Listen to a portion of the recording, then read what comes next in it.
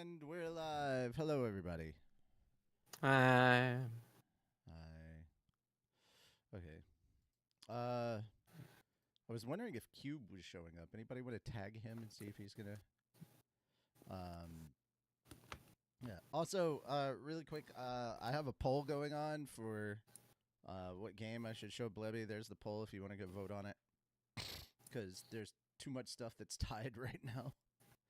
There was a 4-way tie at one point. Now, thankfully, it's at least a 2-way tie. But like, I need more people to vote.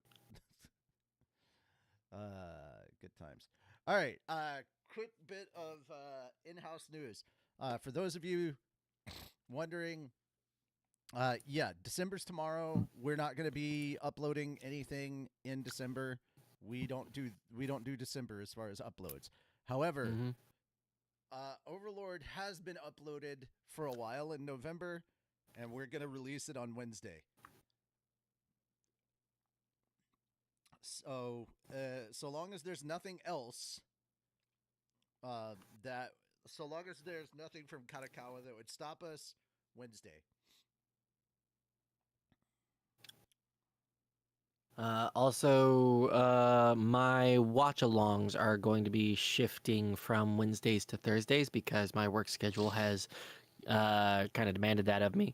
Mm-hmm. So I will do this upcoming Thursday, but for the rest of December, I might just go ahead and say no, just so I can have plenty of time to prep for the holiday seasons, because otherwise I'm just not going to have any time to myself. Okay. And lastly, gonna go ahead and say that we're only gonna be doing 3 weeks of stuff for the Friday shows and the Monday shows and Anime Church. We're taking the last week or so off from we're taking the holidays off, guys. Just like deal with it. If you can't handle it, don't. I'm sorry. I don't know what to tell you. Just we have families and lives too, you know. Yeah. We have our own things that we got to worry about. So, Just making sure that everything is good to go with the schedule, and yeah, that's basically it. Uh, yeah, so there's only going to be there's today and then the next 2 weeks of Anime Church, and then I think we're just going to be off because there's not a lot that I think we can do. I mean, we might do the 21st if you guys are available, but I don't know. It's kind of Highly doubtful I'll be available. yeah. Yeah. So yeah, I'm not trying to stream stuff on Fat Dog all month long. Uh, so yeah, that's where I'm at. So if other people want to stream on those holiday things, that's fine for them. I'm gonna stream on my own channel and do stuff, but I'm not gonna stream on Fat Dog. Like I'm taking a break from Fat Dog stuff. So we have Overlord coming up. Hopefully Slime 10 will be ready for everything to go by the. That doesn't mean I'm not going to be working. It just means that we're not going to have anything coming out this coming month. Just because of how Japanese companies are with copyright claiming during the month of December. So yeah, that's why we're trying to get all this stuff done early. So Slime and Solo 3, we're looking at January timeline. Hopefully one at the beginning of January, the other at the end. What I'm looking at is hopefully Slime 10 at the beginning to start off the new year, and then at the end of the month, get Solo Leveling Episode 3 up. We're already working on Episode 4. We did some scripting this morning. It was a lot of fun. And that's where things are going. We have a lot more fun newsy news stuff, but that's the Fat Dog news, and also me stalling in case Cube wanted to show up. And I don't know why my sinuses are being so freaking ridiculous today. It's been a minute. That doesn't sound creepy at all, Blevy. Not with that fucking emoji. Jesus. What? What did Blevy say? What? Just, I shall watch you with the Oni face and the telescope. Dear Lord.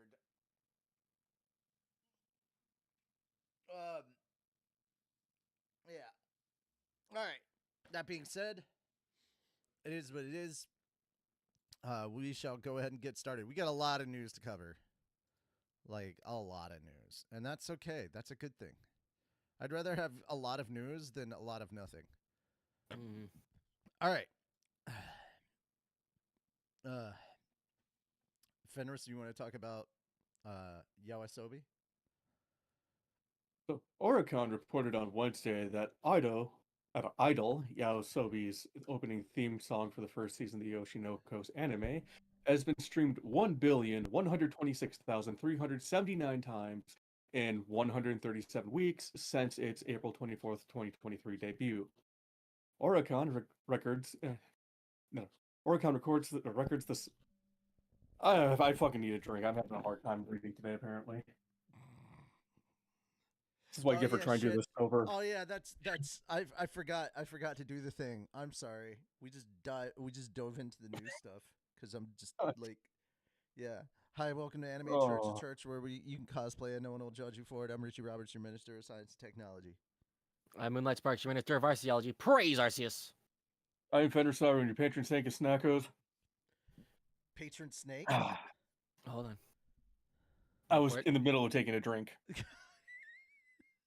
Patron saint of Snackos and alcohol. No, I like I Patron knew what Snake he better. was doing. It was patron saint of Snackos, drink, and alcohol. No. You ruined it, Richie. You ruined it. I did not. He said Patron Snake. Hiss, hiss. Yeah, exactly. We're going to Snake Mountain. Man. Hiss. That's the sound he makes when he opens a couple beers. Charlie. My name's not Charlie. Fuck you and your chocolate factory. It's magically a Florida and Charlie. Why does it feel like this is just a Florida man story? Like the whole Candy Mountain Charlie the Unicorn thing, that just feels like Florida man writing. It just does. It does, yeah. Wouldn't I mean, surprise me if that first they dude is took from his Florida. kidney, then they took his horn, and then they everything made a that snowman sings with his to him kidney and horn. explodes. And then they took his dignity. Well, Why they does they everything did that when they sings first to me started talking to him. explode? Okay, so But it did you is guys know on the Big records. Rock It Kid- is Okay. records, not records. After having looked Okay. at the sentence. But did you guys know that on the Big Rock Candy Mountain, you never have to wash your socks? Okay. In a big rock candy mountain. Thank you, man. You're welcome. I Oricon understood the records the reference. song as being the fastest so far to exceed 1 billion times streamed by beating the previous record holder, Yaosobi's own 2019 hit, Yoru no ni Kakaru Racing into the Night. I don't understand why they did that. Anyway, according to Oricon, Yaosobi is the only artist to achieve the record of fastest song to exceed 1 billion streams with 2 different songs. Idol added 1,703,028 streams during the November 17th to 23rd week. Oricon added that Yaosobi's Kaibutsu Monster song, which served as the opening theme song for the second season of the Beastars anime, has been streamed more than 700 million times and is the 4th Yaosobi song to have been streamed more than 700 million times. Idol recently won the Best Anime Song and Best Music Video Award at the Japan Culture and Entertainment Industry Promotion Association's inaugural Awards Japan event in May earlier this year. Fuck, I still need alcohol. Jesus, I can't breathe. Can't read to save my fucking life today, apparently. So hi, Tony. Hi. Hi. What you doing? We normally Well, don't I see saw- you here. I saw the gaming news why Nintendo's killing itself, and I got this for the world. That's gonna be here. It's like, give us a minute on that. Give us a minute. We gotta finish a few things. You're here for the very Okay. beginning, so you're good. You're good. All right. So yeah, there we go. That's pretty cool. They are the Oshinoko's Idol hits 1 billion the fastest. So yeah, officially 1 billion streaming listens since it came out just 2 years ago. A little over 2 years ago. Alrighty. Rightfully so, the song is fucking That song is great. fucking phenomenal. Yep. Yeah. All right, so I'm glad you're here for this. We have more One Piece news. The staff of the 3rd live action season, which is currently in production right now, based on Oda's One Piece manga, announced on Tuesday that it has cast Aldo as Mr. One and Daisy Head from Dungeons and Dragons Honor Among Thieves and Shadow and Bone as Miss Doublefinger. Okay, so I was wondering where I saw her from. She played the fucking Red Wizard of Thay bitch, the bald-headed Red Wizard of Thay that was with freaking, oh god, how much I forgot both the character and the actor's name in Dungeons and Dragons Honor Among Thieves. But yeah, the she dude was who's main- always a villain. Yeah, she was the he used to be like the rom-com guy. Like that's what he and always not true. He was a really good Oompa Loompa in Wonka. Yeah. True enough. Hugh Grant, that's his name, Hugh Grant. But yeah, so yeah, that's her. So she's gonna be playing Miss Doublefinger, and I think that's great. So here's what they look like, next to their characters. I'm very curious to see how this plays out. Thankfully, they got a pretty buff dude to play Mr. One, which obviously was needed. Yeah, Yep. and they already announced that Cole Escola will be playing Bon Clay and Zolo Maria Dueno as Ace. So, yeah, I love that we're getting more season 3 casting news, and as more of it comes out, you can see like, oh yeah, season 3 is all Alabasta. So they're doing their own Alabasta arc. Just sadly, To be fair, Alabasta's pretty fucking big. yeah. But sadly, I wouldn't even call it an arc. I would call it a saga, quite frankly. it is a saga. It's Yeah, very fair. much a saga. I will say this though: the only thing that I can say that I'm sad about with this live action version of Alabasta is that Luffy's not going to be eating people. Yeah, that's fair. We don't know that yet. We don't know that yet. Well, okay. Actually, It could be a could fever still, dream he has. He could still make the attempt on Crocodile in their fight, and if he I'm does, just I will be very look, happy. look. I'm just waiting for the barbecue. That's what. Yeah, barbecue. Ah, we have a cube. Yeah. By the way, for those of you who have no idea what the fuck he's talking about, go watch our One Piece Alabasta Bridge. I literally got to play a guy who had a 2nd-degree burn on top of the 3rd-degree burn While getting sand in it. while getting sand in it. Yeah, it's everywhere. It's coarse, it's rough, and it's irritating, and it gets everywhere. Cube, you're muted. Do you know that? Probably not. When was I muted? I don't There it know. goes. Okay. Did I put this in the roster? I don't remember if I put this in the roster. I don't think I do. I think we can skip this, even though it's Sunday stuff. Yeah, I'll just quickly say, hey guys, there's apparently a Assassination Classroom movie called Everybody's Time. Yep. And this is the first time I'm hearing about it. But hey, I'm not Yeah. complaining about more Assassination Classroom. Yeah. Hell How did yeah, that even fucking love work? that show. Like, didn't they wrap? They wrapped everything. Like, what's left? I don't know. Where are they now? You know, all right, hold up. You know, I'm just imagining, right, where it's like, fuck, what was the teacher's name? The dude, Kurosama, Kuro right? Sensei. Yeah, Koro Kuro Sensei. Sensei. No, not Kuro Sensei, Kurosama, the. Oh yeah. Yeah, The government agent. So like I'm just imagining like it's some third party and it's like they've somehow abducted all of like the top assassins. We need to bring in the high school students. We need to bring in the real assassins. It's like, you're wondering why I've gathered you all here today. A collection of random people from random jobs. Oh yeah, we all killed that one guy that one time. Because we're Yeah. the ass class. Listen, I may be out of assassins, but I'm not out of options. I may be out of. They were out of assassins, but not out of students. That shit was so funny. All right, Moon, talk about Transformers. Transformers! More than meets the eye. This makes me so happy. Okay. Transformers Earthspark animated series gets 2 series finale specials on December 5th.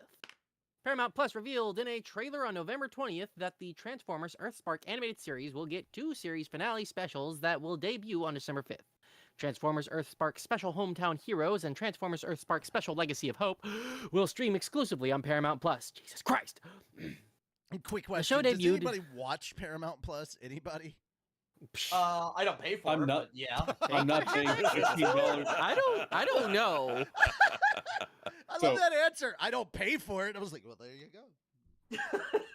I used to watch it back when I had a year free for my mobile carrier, Yeah. but I'm not paying $15 a month for 30 minutes of ads in every episode. Jesus H. Criminy. All right. Oh, Tony, Just, I yeah, already I shared. really enjoyed Bar Rescue. I already shared at the beginning the Fat Dog news about like December stuff. Like, hey, December's gonna be a short month for us as far as like streaming and content stuff. Yeah, because we, we're we not typically uploading like to anything. give. Yeah, Yeah. yeah. Yeah. So no, very clear. We're not uploading. Yeah. Now that doesn't apply to stuff that was uploaded in November that we're waiting I on already copyright on. Mhm. covered that. I already covered that too. And I said that, hey, I already announced it Wednesday. So long as so long as Katakawa leaves us the hell alone, Wednesday. Wednesday. gonna The be new making release a- of a Fat Dog Studios production. Honestly, like it's. I just. Damn Like, it, you just I've- do that with I've your come- natural voice. I've come full circle, right? Uh-huh. Where like I used to. Where's Like- that just come? Where I was gonna say it's used- better I than used coming to in a be- square. So like one thing All that those in squares for Moon, myself. Fenris, and Cube, you guys are probably a little too new to the channel to know this, but the amount of shit that I would go through to fight copyright stuff before we were signed with Screenwave again. I Oh, mean, like Yeah, I've been here for that, Tony. I okay, know. I couldn't. I've been remember, here for a but- portion of it as well. But dude, I I'm like brand new. genuinely, I was losing sleep. I was not eating, and I got a fucking ulcer from it. Not even Damn. joking. That is the level of stress that the fucking copyright bullshit was causing me. Mm-hmm. because YouTube could just arbitrarily decide, no, fuck you, and there was not a damn thing we could do about it. Except go on But Twitter and raise enough shit. Yeah, but even then, that wasn't a guarantee, Yeah. right? But now that we're signed with Screenwave, I've come full circle in that I've gone from dreading the copyright and just saying, just get it the fuck over with, rip the fucking Band-Aid off so I don't need to fucking worry about it. And now we're just like, please strike us. Please fucking Yeah, strike us. just get it over with, please. I love that. Let's just get this out of the way. Exactly, Let's yes. get it started. Don't worry about it later. Let's get. To be fair, we know, now like- the like- copyright process only takes 10 business days as opposed to like 2 months. Yeah, it's Yeah. definitely gotten faster. Yeah. All right. Anybody here watching Transformers Earthspark at all? I would if I could. Yeah, because I have no idea what this is about. I'm just like, oh, yo, you know what? We've got a couple people here who like Transformers. That's fun. Why not? Let's talk about it. All right. On to gaming news, and we start off with the new Helldivers stuff. Who's seen the new Helldivers update trailer? If not, don't worry about it. We're gonna watch it together. So, Oh, it's so much fun. all right. So, making sure that everything is good to go on this end with the newsy news. There we go. Okay. Everybody can see this, right? I'm screen sharing it. PlayStation. Okay, cool.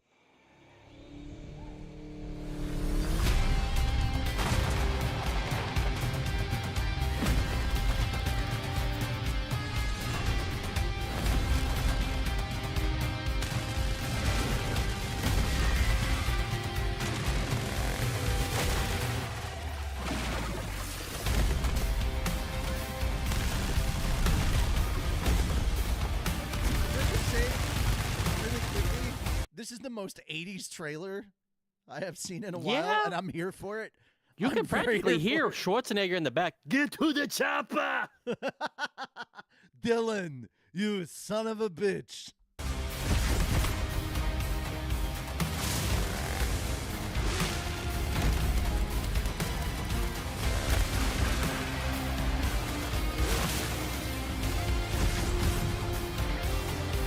Oh, I'm so happy to have the fucking chainsaw.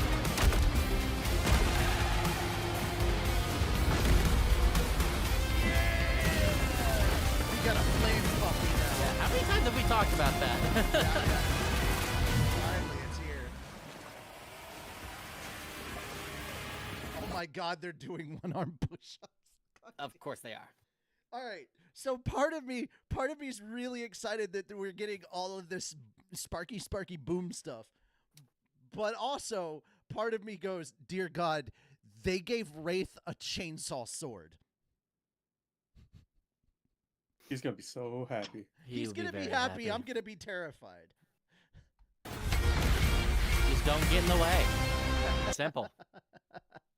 Just don't So- get in his way. When some of our dumbass friends get a hold of very scary weapons, you know? I can't wait to get my hands on that minigun. That minigun, oh my God, yeah. Dude, you might as well just call this the Geneva Suggestions War Bond. Otherwise known as the Canadian electorate. Yes, exactly. The Canadian Yes. War Bond. Yeah, there you go. Okay. And I'm intrigued by the whatever it's called. The it looks like an assault rifle. At least I hope it's an assault rifle. Yeah, right? It's the one too. It has a grenade launcher attached to it. It's an assault rifle, grenade launcher. Yeah. Yeah. Nice. Any other thoughts on this before we move on? I'm glad to see the Viper commandos are no longer alone. Mhm. Now we've got Python. Yay! Hey, Richie. Yes. Sorry, I just want to read you something that we got on episode 2 of Solo. YouTube Uh-huh. never informed me that this was uploaded, even though I have you guys set to all. Story of our fucking life. Good job. Yeah. Seriously, please, like, guys, YouTube.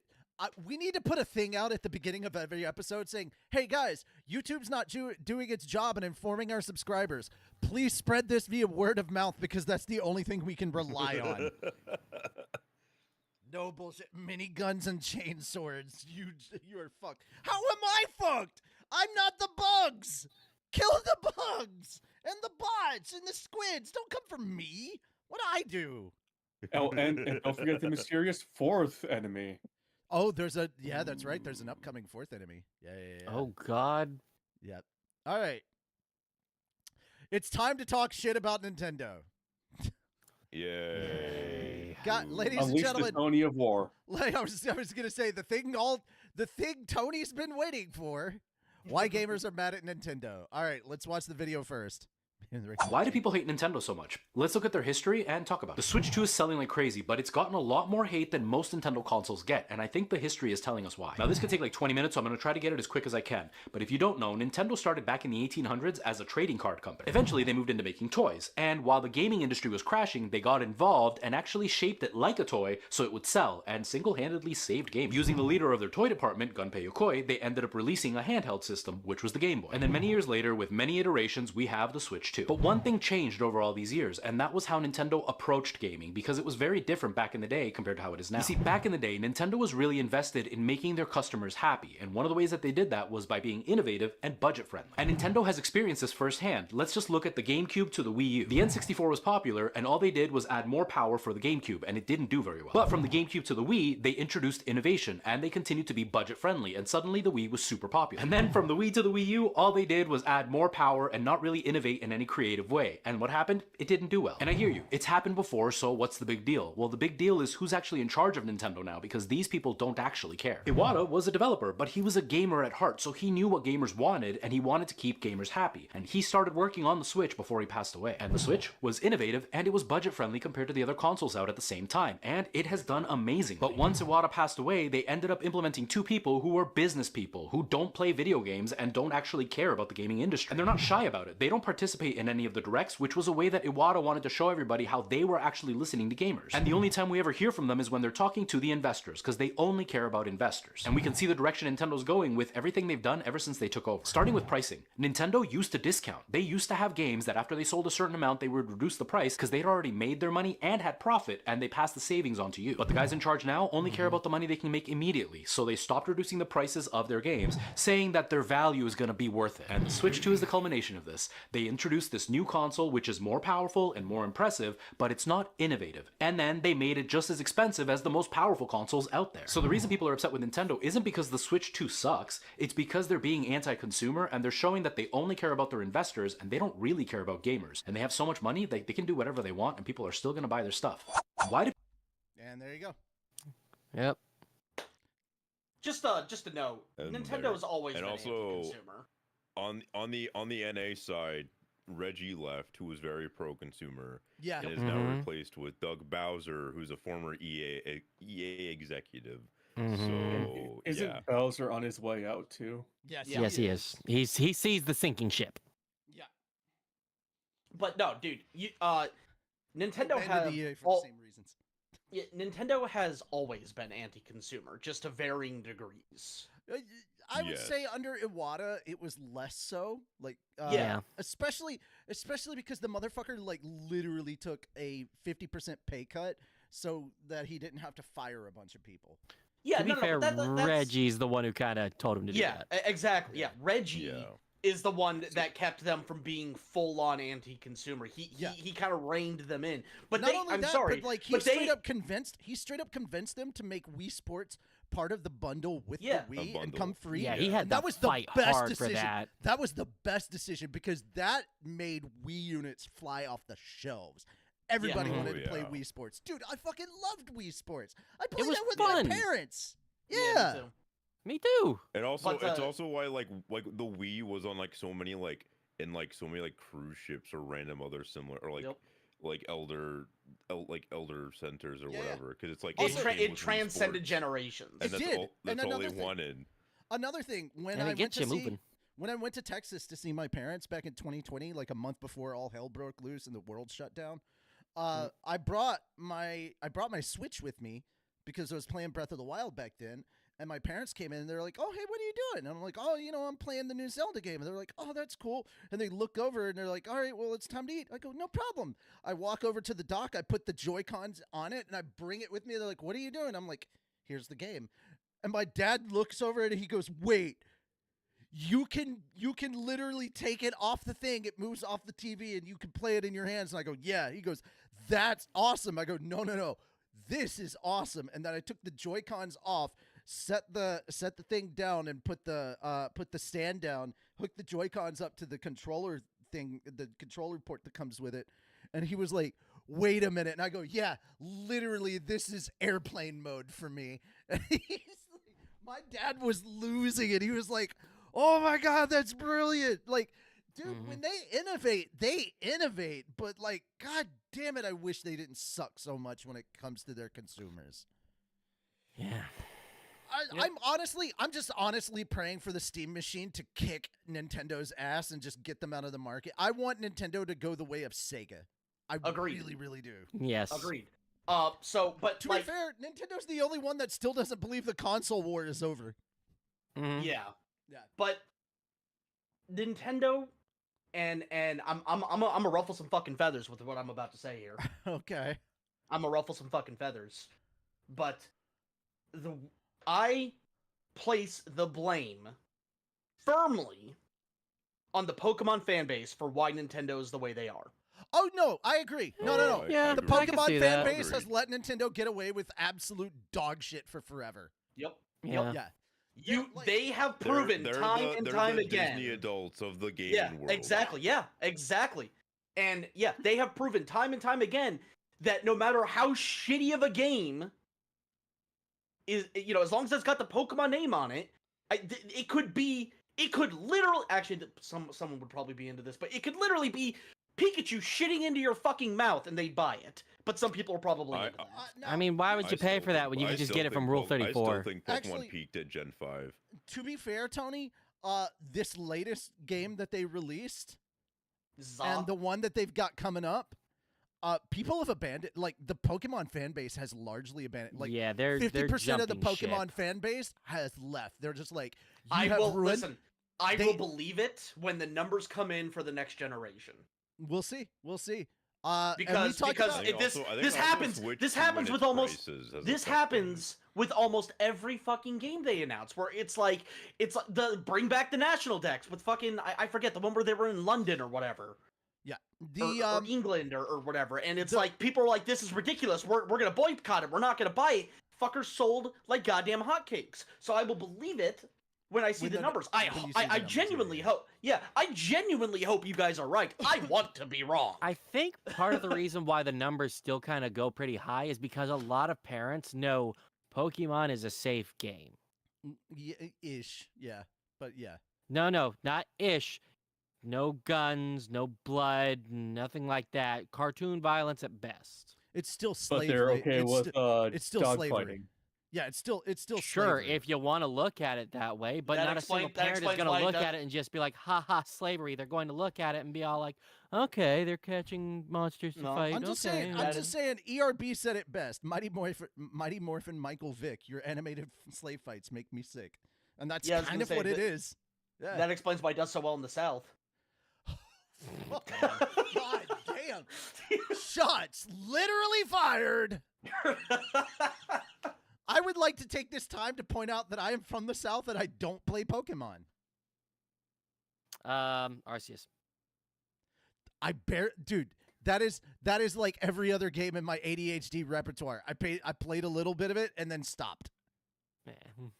Like, dude, I never even finished Arceus. I've played more Pow World than I have Pokemon. And they've got a Fair library of games versus Pow World's 1. Actually, Our world is better than Pokemon. That It is a is, fantastic 100%. transition point. Thank you for that, Richie. No, Yeah. you know what? It is one thing for them to be so fucking anti-consumer that they have been, because that's business as usual for Nintendo. But now they are going so far as to start fucking suing anyone and everyone that they feel even slightly threatened by, and I think that is. But they're losing hard though. Oh yeah, That's they the but best that part. it doesn't matter if they're winning or losing. It's the optics. Yeah. That's Oh the no, whole. exactly. That's the optics are gone, so gone. No one thinks that the Power World lawsuit is good and just. And no matter what, they are losing from this.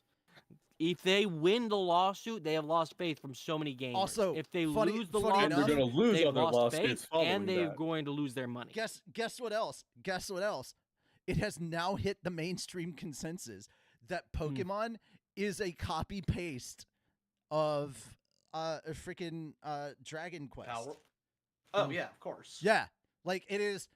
Hey, can I copy your homework? Yeah, just make it look different. And that's literally it. That it has now hit the mainstream Pokemon fandom that Pokemon is not original either. Because there were so many that thought it was original, and now they're finding out, nope, fucker, it ain't. And it's Yeah, like, no, come on, yeah. and which makes the irony of what they're trying to do to Power Yeah. World so thick you could choke on it. Dude, what was really, really funny was seeing after Za came out, the shit ton of people saying, fuck this, we're going to Power World. They're like, hey, Yeah, it's we're just- still gonna play. it's- We're still gonna play the game type that we want to play. We're just gonna play one where the game company actually gives a shit about the Yeah. community. Where they actually respect their players. The devs And give a shit listens to about the community. feedback. Yeah, and listen to feedback. And like, dude, there's been some great updates that have hit Power World. So like, that's the funny thing. The Pokemon fandom is abandoning Pokemon, and like the numbers are coming in of like the low amount of players in Pokemon games now. They're either going back to playing the old games back when they were good, or they're going to Power World. So Power World's numbers have actually been climbing. I miss Black and Yeah, White. I mean, That was, like, the I've last not- good Pokemon game. I've not actually played Power World. It's so good. I've just It's so fun. Yeah, no, Yeah. yeah. I'm not really into the whole like monster hunting thing anymore. It's just kind of. It's not so much monster. I would say Power World has more in common with Ark than it has in common with Pokemon. Wait, no, I take that back. X and Y It's- was the last good Pokemon game. It's straight up like build your base and all that kind of stuff. Like it's very much an Ark survival kind of game. It has more in common with that. Yeah. But anyhow, yeah, that's I don't want to spend all of our time talking about Nintendo, so I'm gonna go ahead and be like, that's the Nintendo block right there, because we have to cover Destiny, we have to cover Warhammer. We've got another Nintendo thing that is happening. Nintendo is acquiring Bandai Namco Studios in Singapore, and then we've got Assassin's Creed. Just yeah. so not the main Bandai Namco, just the one in Singapore. Just literally their Singapore office. Yeah. Okay, but why? Who fucking knows? Well, stick around. We'll tell you. All right. So, guys, Destiny 2 Renegades is coming out on Tuesday. And initially, I was like, yeah, I'll wait and see. And then they dropped a Vidoc. We'll look at the trailer, but like the Vidoc was what was really interesting, or the Vidoc, or whatever the fuck you want to call it. A video documentary kind of thing. And then I caught some of the stuff they talked about in stream. And then I heard feedback from people who played it. And keep in mind, Bungie invited not just ardent fans of their series, but they also invited a bunch of people who've been burnt by a lot of the stuff that Bungie has been doing and just have fell off. And we're like, yeah, I'm fucking done with this. And had them come back and give them like feedback. And they're like, hey, we don't want you to kiss our ass just because we flew you over here. If you don't like something, fucking tell us. And you know what? If nothing else, I gotta give it to Bungie and their devs for doing that. Also, we finally heard from their the lead game director. Finally, he does exist, and he's like, "Yeah, Destiny's a dead game right now, and we don't want it to be." So this is Bungie kind of going all in. This is they teamed up with LucasArts to incorporate some Star Wars into Destiny, but Bungie has assured us that this is still very much Destiny. It just has Star Wars stuff in it. It's not stuff that takes place in the Star Wars universe. They're not bringing characters over. They're just bringing some themes of the Venn diagram of shared stuff between the Destiny universe and the Star Wars universe is kind of what they said they incorporated, and then everything else that is not shared, that is Star Wars, does not go in. And they said the story is still very much kind of a Destiny story, so we'll see. But I mean, they're 100% stealing style and aesthetics. Bungie no, still owns it's not Halo, stealing. don't they? No, Okay, 343 cloning. owns, or rather, Halo Studios now owns Halo. Bungie does not own Halo anymore. When they left Microsoft, they gave Halo to Microsoft, and now they had. Then they had 343 Studios, and then they had, which is now Halo Studios. And I don't know if you heard about this, but we talked about this like a month or two ago. Yes, Sony bought Bungie, didn't they? Yes, Sony bought Bungie. Yeah. And that's honestly, it feels like that's a good thing because like Sony's there and they're saying, "Hey, quit fucking around. Work on this." Like it kind of feels like they told them to just stop working on Marathon and go back to working on Destiny because, oh my fucking god, the problems that was going on with Marathon and the outright art theft that was in Marathon alone. Oh god. Anyway, here's the trailer, and then we'll watch some of the Vidoc stuff.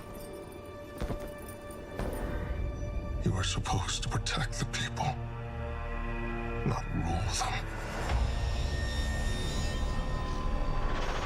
The time of guardians as shepherds of humanity is over.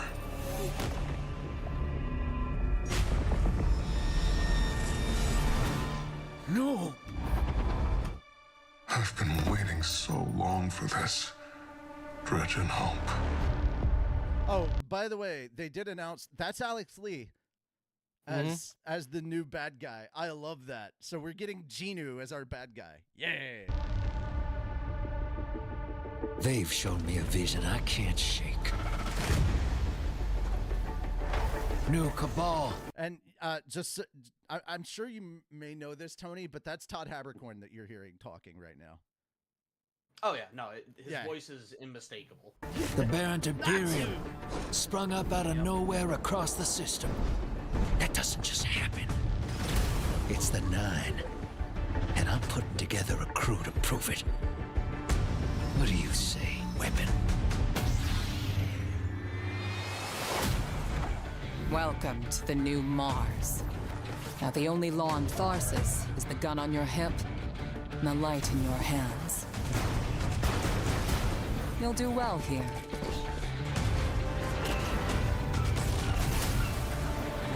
I don't relish doing business with these leeches.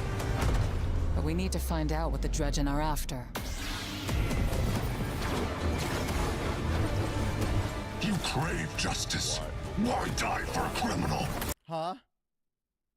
Why is this Star Wars now? Well, because LucasArts reached out to them for collaboration, and so they worked with the they worked with the narrative team over at LucasArts and the narrative team over at Bungie. They got together and were like, "Well, there are themes and stories that we could, there are themes that we could use in our story." That I don't know why. I'm just happy they did it because the Star Wars fan in me is happy, and sounds like the Destiny fan in me may be happy as well. Why do you? Which is very needed because God, the only good thing about the last release that they had was the story. The narrative has been fire for this new saga, but and if this doesn't take off, this is the end of Destiny, in my opinion. Though probably. Yeah, to be fair though, there is it's like the 50th time. There's another rumor out that they're working on Destiny 3. I'm like, okay, sure, we'll see it when we see it. Hate your own kind so much.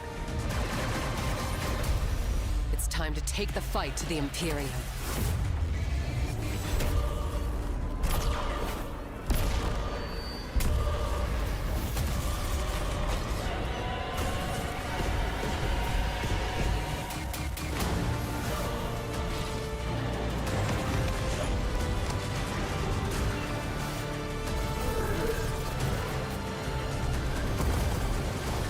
Finish it. And the Imperium is yours to lead. You will fall. The next time we meet.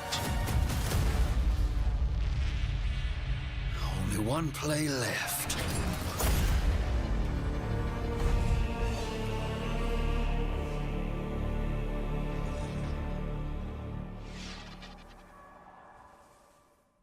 So yeah, there's the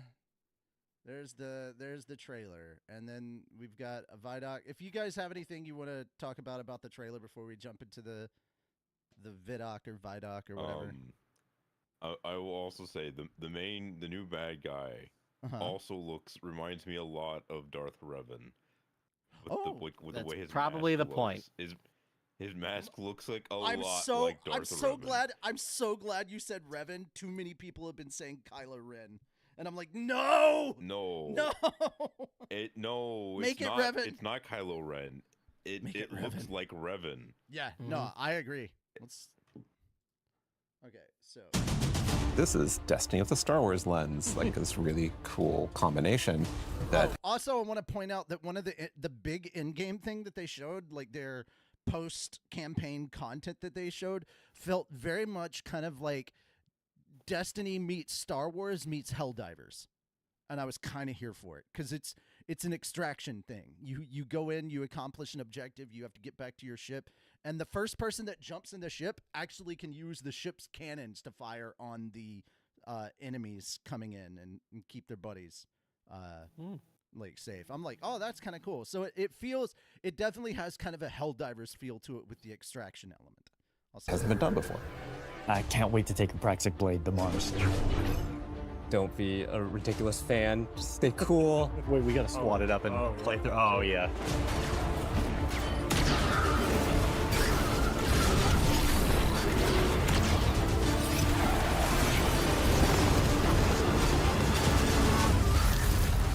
This is why we got into games in the first place.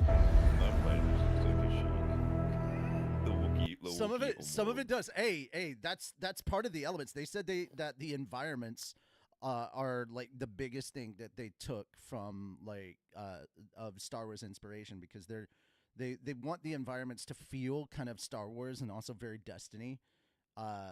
So like the biggest thing that's gonna scream Star Wars at you is gonna be a lot of the environments. Yeah. Mm-hmm. So, and to be fair, Star Wars has some crazy awesome environments, and yeah, I'm here for it. It does. It may not be Kashyyyk; it may just be Endor. Who knows? Or Endor. It's reminiscent of either one of them. I mean, They're who hasn't wanted to be part of the Imperial Brotherhood? Jump into your stormtrooper outfit and go murder some teddy bears. I'm just saying. They're feral. They have rabies. They had it coming. They eat people. Yeah, the Empire did nothing wrong. God dang it. No, they do. Yeah, they very much eat. But yeah, this is very much kind of that lawless frontier vibe from Star Wars. Kind of that feel. It's definitely like the most Isley like Tatooine. To be fair, because it's red. What's really sad is you this still tell already it's Mars because it's red. Yes, you can already feel. I can already feel from this that this is doing way better than Star Wars Outlaws.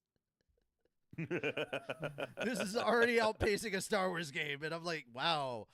I mean, it's a low bar, but thank you, Bungie, for passing it.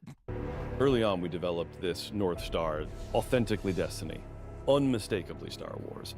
It has to be something that feels like a Destiny story. It can't feel like a one-off. This can't feel like a side quest, right? Like this has to be a continuation of the Fate Saga. I had this vision. I knew it came from the Nine. But with Star Wars beats and Star Wars visual.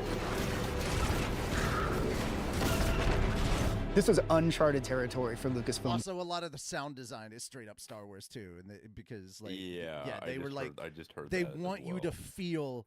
Also, that's supposed to. I don't know what kind of creature that is, but it very much looks like Crate Dragon Bones from Tatooine. Games, and that this is the first time we're telling a story inspired by Star Wars within a different universe. At the heart of like I think every Guardian's identity is like this healthy, independent, rebellious streak. We were excited to actually explore that scoundrel fantasy, bounty hunters, the syndicates, going out and doing jobs with a ragtag team.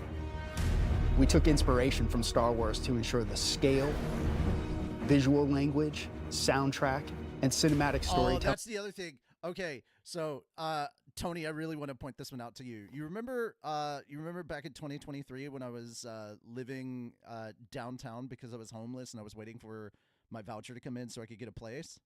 Yes.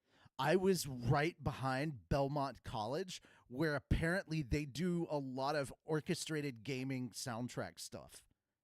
Really? I did not know that they did that. I recently found that out. I'm like, I'm so fucking pissed. I would have loved to talk to some of these composers. Wish we had an end with that. But yeah, they have recording studios and stuff set up over there for game orchestration and stuff. And I'm like, are you fucking kidding me? I would lose my shit. Apparently that's where they composed the soundtrack and recorded it for Ori and the Blind Forest and Ori and the Will of the Wisps. That's crazy. Yeah, sorry. It's just you say I wish we had an in for that. It makes me laugh because when you think about it, God, we know so many fucking people. Yeah, we do. Alien Renegades delivered on everything fans. Kind of funny.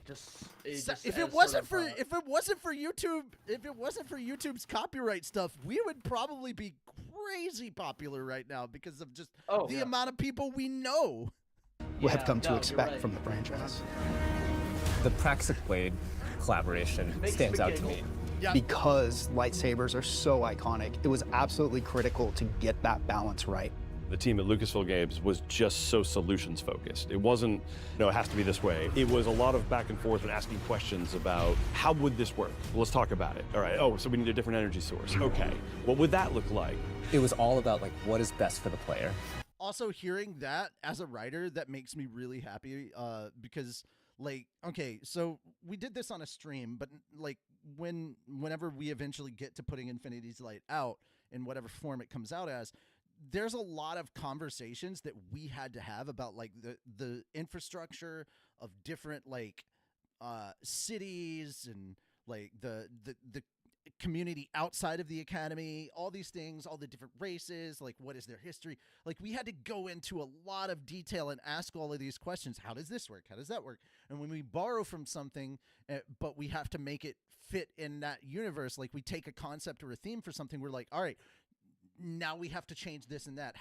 What powers it? How do we make it different? How does it run on this energy? Those kinds of questions. As a writer, you have to sit down and come up with this on your own. It's the same thing with parody stuff. We're okay, so what is the question that we have that is different from this original? Okay, how does that affect this? How does that change the way our characters behave? How does does that blend into our underlying theme? Take S.H.I.E.L.D. for example. How does this fit into the narrative that we're talking about of the masses versus the monarchy? Yep. I like that, the masses versus monarchy. Good alliteration. But it's kind of anytime you incorporate something into your story that's new, or you take a theme or an idea from something else and you're bringing it into your work, how do you work that so that it feels like it should naturally exist in that world? And if it's not new, how do you make it feel like it's always existed in that world? Those are those questions. So if a writer's table doesn't have people asking questions like that back and forth when you're bringing in ideas from outside, then I think you need to bring in either some more ideas elsewhere, or just re-examine how you want to collaborate with your fellow writers, because there should always be that, especially at the beginning of working on a project, whether it's an original project or whether you're parodying something. There should always be that you need to ask 40 freaking questions, and you've got to sit down and come up with answers and believable, legit answers as to why something is going to be different in this story versus that story. So I like that they did that, and that's a collaborative process. They're okay, so you're taking kind of the idea of the lightsaber. Okay, well, it can't have the same energy source. There's no kyber crystals in your universe. This and this. So how do you power it? What's this do? Also, we want to go ahead and point out that yes, they have space magic, but it's not the Force, and Destiny has always had space magic. So but people that got to play hands-on with the sword said it's one of the most fun things they've gotten, and this is an exotic. So I'm looking forward to it. When we announced this collaboration with the studio, James may or may not have been working. Classification is it? Is it heavy? Is it energy? Primary. Okay. It's an exotic primary weapon. On that note, boys, I am gonna drop for a bit. Go for it. Fenris, can I put? Are we still on for 5? Yep. All right, cool. I'll see you later. Wearing a fighter pilot helmet. Yeah. Destiny and Star Wars shared that same beating heart. I was like, oh, this is going to be special.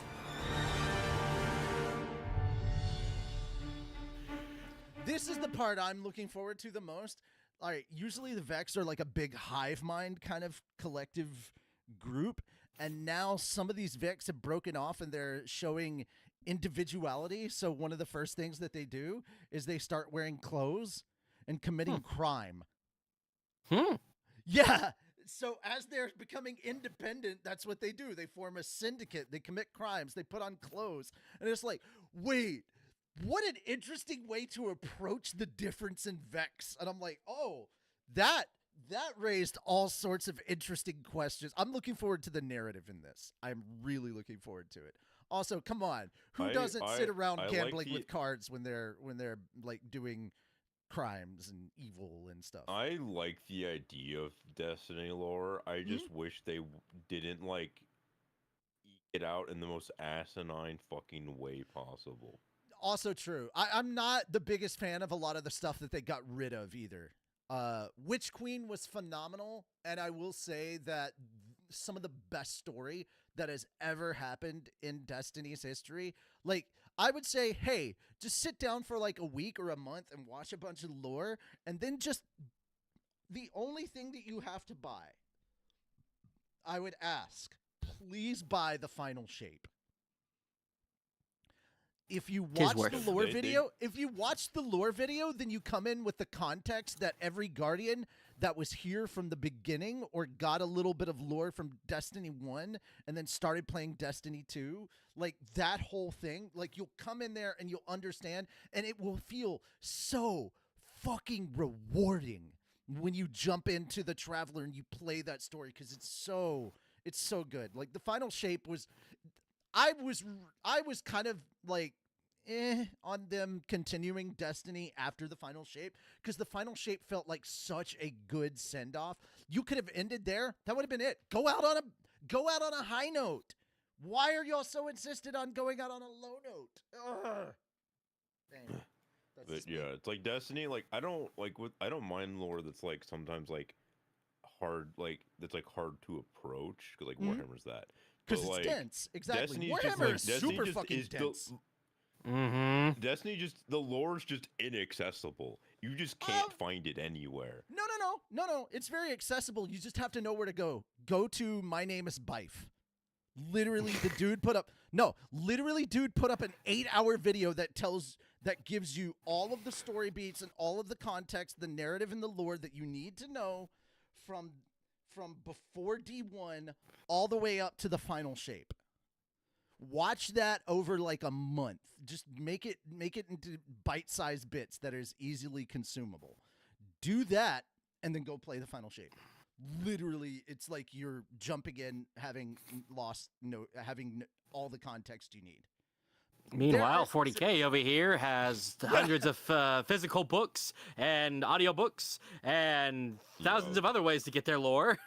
Yeah, like literally. That's what he means by accessible. Well, what I'm saying is, like,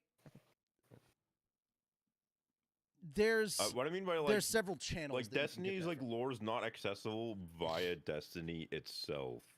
You have to go out of Destiny to find it. Yes and no. The majority of it is in Destiny now. Like, it used to be that way in Destiny 1. I hated having to go and read Grimoire cards off somewhere else. A lot of the lore is very much in-game now. Like, D2 got rid of Grimoire cards and they started putting the lore in the actual game.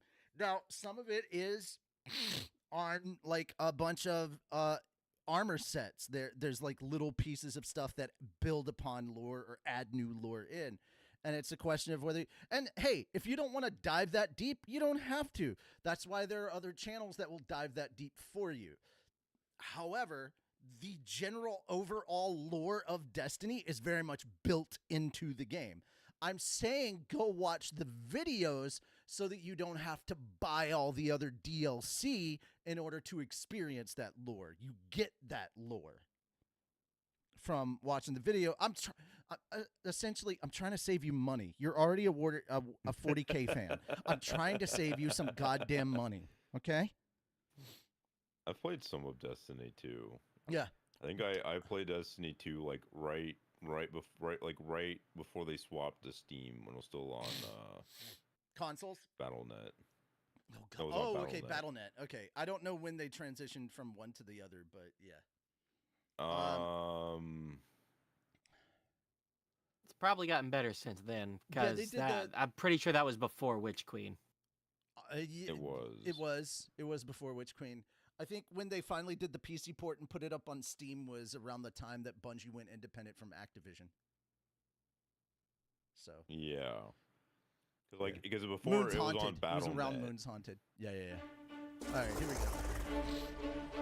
For PC, it was on Battle.net. We were given such a unique challenge. How can we achieve the aesthetic and the feel of Star Wars without losing the narrative threads that we've created so far for Destiny at the same time? It wasn't until we found our footing with creating a foundation in Destiny that things started to click together. I remember the first time that we went down to San Francisco. We had this really big meeting where it was the Destiny narrative folks on one side and the Star Wars narrative folks on the other side. We broke the ice by just asking, what's the bad version of this? We had a really good laugh over what that looked like. And through that, we kind of uncovered that this should be the aesthetic, the vibe of Star Wars with the truth to Destiny's narrative that we knew needed to be there too.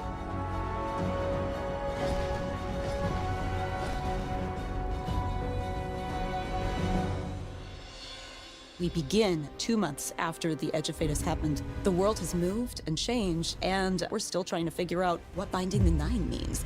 The Vanguard have redacted the prophecy of extinction. They don't want the public to panic over this prophecy. The crux of our story is the Drifter asking us to help him break Vanguard law for good reason to confront a new rising faction of Cabal called the Barren Imperium. It's what drives Eris to help the Drifter out, as well as the Player Guardian. When we were thinking about what kinds of characters should be in this release, we thought about the kinds of archetypes we see throughout Star Wars. Yeah, and Drifter is an easy parallel. He and Han Solo share a cocky attitude, both former criminals. In Star Wars, there's a plethora of sassy droids. We have our own version of that through Ghosts, and Blue is no exception. Oh, look. Thanks for nothing. Blue is a Drifter's ghost, and I think as soon as people hear... Also, guys, this is the first time that we've heard mention of Drifter's ghost, or found out the name is Blue. This is our first time seeing it and hearing it and knowing the name. They'll be delighted and incredibly surprised. Our voice cast is stacked. Dredgen Bale is portrayed by Alex Lee, who is amazing. You are supposed to protect the people, not rule them. And we also got Hollywood actual royalty Danny Houston to play Premier Loom, the head of the Barren Imperium. Being able to work with someone from that kind of IMDb page was such an honor, and I was completely normal the whole time. Surrender to the Barren Imperium. Loom became this sweeping militaristic figure that I think is going to be a really good parallel to Grand Moff Tarkin or other evil military leaders from the Empire. So even though we're introducing new characters, we're still looking backwards at some of Destiny lore's most long-standing characters. Honor is another example of that. She's our Praxic warlock. She's loosely meant to be a parallel to something like a Jedi in Star Wars. She was part of a Vanguard internal affairs group that would police Guardians on the usage of darkness. Don't make me regret abandoning my post to help you.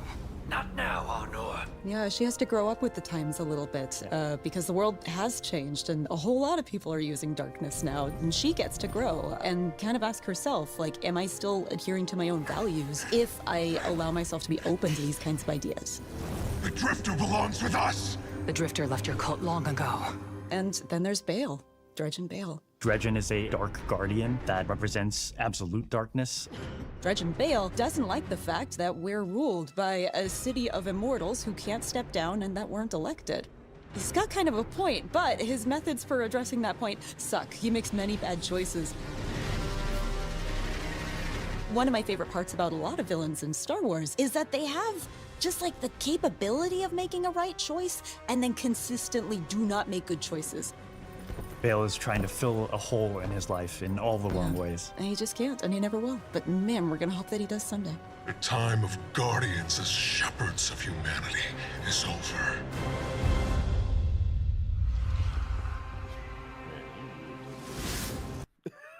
Yeah, he does. Hey, if you're gonna emulate anybody, Revan's a really good dude. Yeah. This has been an opportunity where you love Destiny, you love Star Wars, you want to do something with both. What are you going to put into it? Oh my God, it was such a challenge at first, finding that sweet spot of how do we make something that can live in both worlds and not feel out of place in either, but also feel totally new and exciting. It wasn't always about where do we find the exact middle ground, 50-50 Star Wars and Destiny, because at that point, you're feeling almost a little derivative. Mm-hmm. There's those moments along the way when we were like, this is just Star Wars. This is not the purpose of the collaboration. We want to have something kind of new that makes you think of both.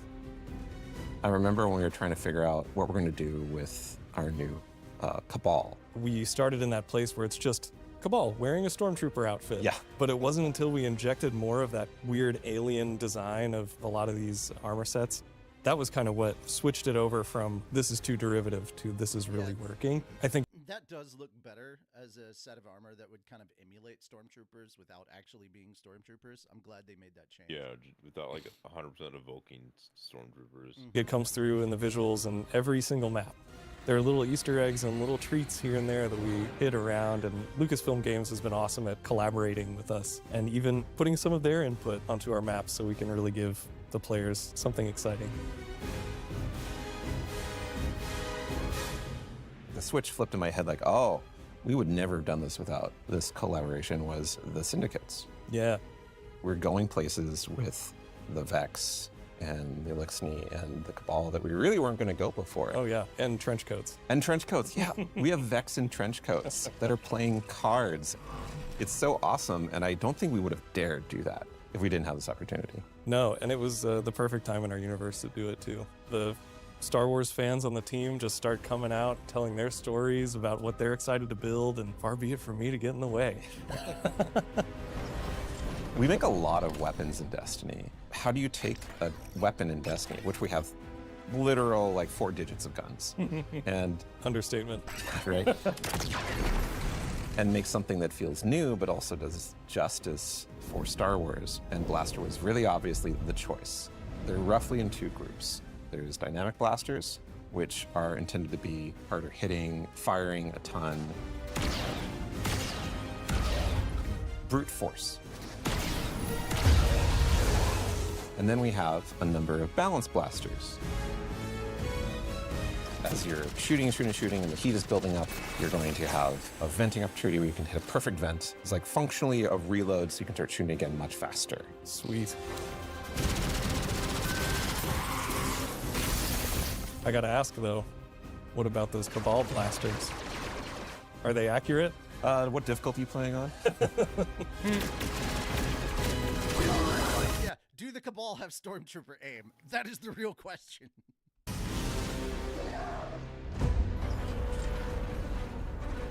We have swords in Destiny, but we don't have a Praxic sword. We don't have a lightsaber approximate.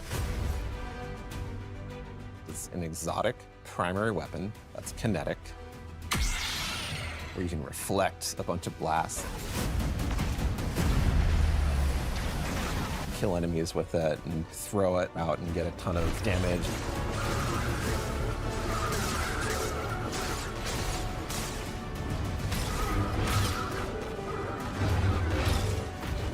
Having the sandbox be able to explore this new like ability ecosystem with renegade abilities. We've taken so much of this opportunity and turned it into what we can like grow.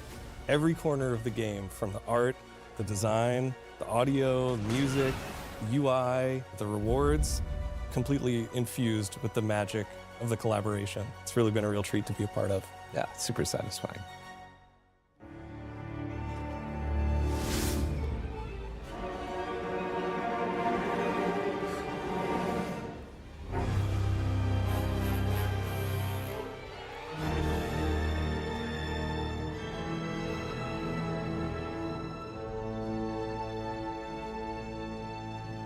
Good morning, everybody. Didn't mean to wake you up with that beat, sorry. So yeah, at Belmont University, which is like literally downtown. I'm like, are you kidding me? 20 minutes from me, they're composing game soundtracks, and I'm fucking jealous. Yeah. The overarching theme for this was to create a score for this release that felt like it was cohesive as a whole. Music, and as cool as I find music, I get that like it's not as important. So wanted to get your thoughts real quick on everything that you guys have seen so far. Looks neat. Yeah, I think it's looking pretty cool. We'll have to see how it goes, you know? Gotcha. All right, speaking of things with absolutely dense lore, let's move on to some Warhammer updates. time. Yep. Because, you know, that's just not enough. All right, you ready? Let's go. 37 hours, 12 minutes ago, the Imperial cruiser Wrath of Espandor transmitted a distress beacon and then went silent.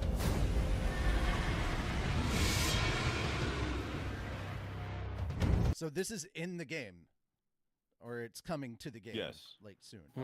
I yearn to cleanse the galaxy of Xenos filth.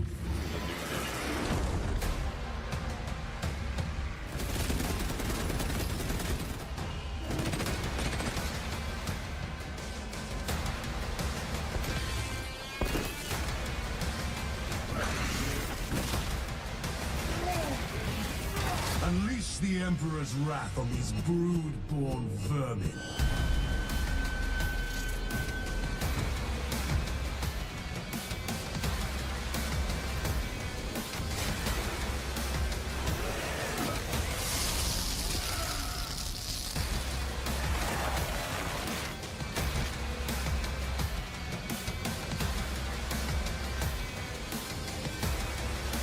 Reactor critical to laser. Disengage.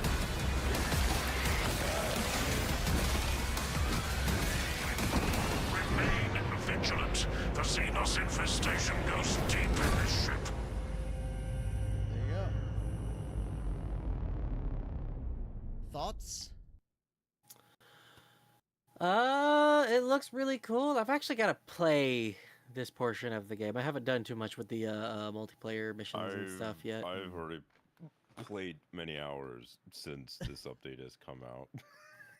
Nice. Like, it's already out? Maybe yeah, it's already out. It came out Sweet. Tuesday, about a week ago. Mhm. So yeah, the new mission is a Dauntless light cruiser, which is the like sort of base ship for Imperial void travel.